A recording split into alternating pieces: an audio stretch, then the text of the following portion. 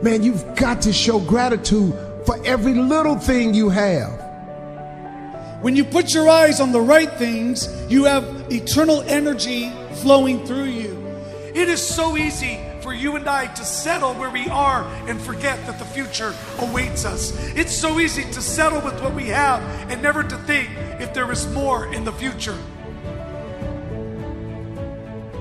You don't grow in the good times. When everything's going your way, you grow when there's pressure.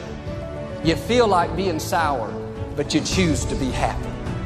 You got to train your mind to see the good, to be grateful for what you have. Life will go so much better if you will be content in each season. Content when you have a lot, and content when you don't have a lot.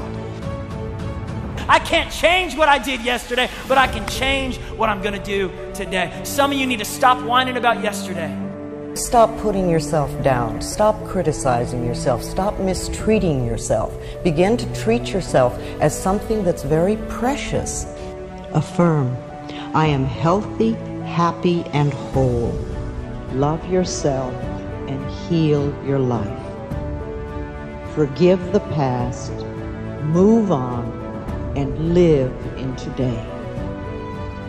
If you can become extremely grateful and thankful for what you have, you then open up the lanes for you to receive more.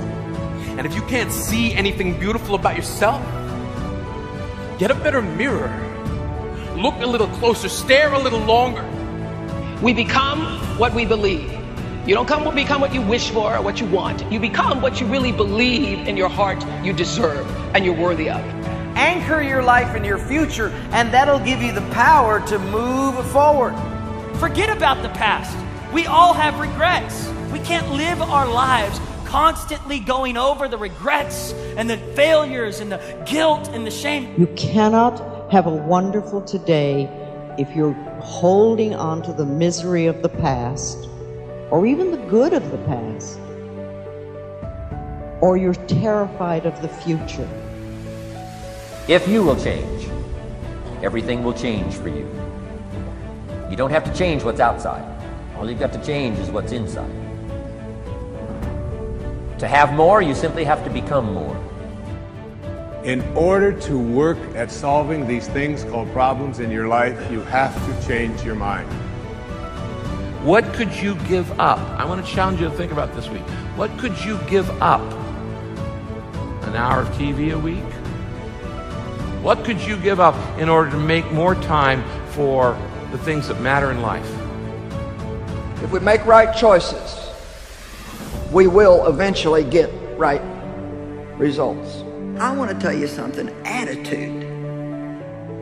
Man, if we can ever understand the power of attitude. If, you know, there's a lot of things people can maybe take away from you, but your attitude belongs to you. I can have a new beginning.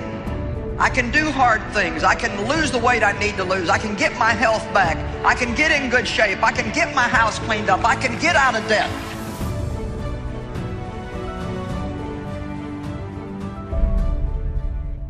The only thing that changes our life long term is when we raise our standards. It means that all of us in life have things we want. We don't get what we want. We get what we have to have. It's painful to understand how much of what you're doing isn't productive. If you spend a productive hour when you're 20, then you gain the benefits of that hour for the rest of your life. You're not going to flip the switch at 30 years old and have the big house, nice cars, and a fat bank account just because you wished it. You got to put in the work now. We all get what we tolerate in ourselves and other people. But when you're no longer willing to tolerate something, that's when your life changes.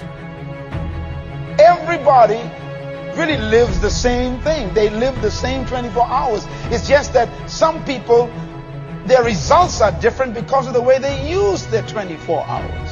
How much time do you waste? When you get to like 6 hours a day, 80% of the people put up their hands. I want to encourage you, please, stop wasting time. 6 hours a day. It's 42 hours a week. So let's call that a work week, 40 hours a week. Let's assume your time's worth $50 an hour, which I think is an underestimate, but whatever. Let's call it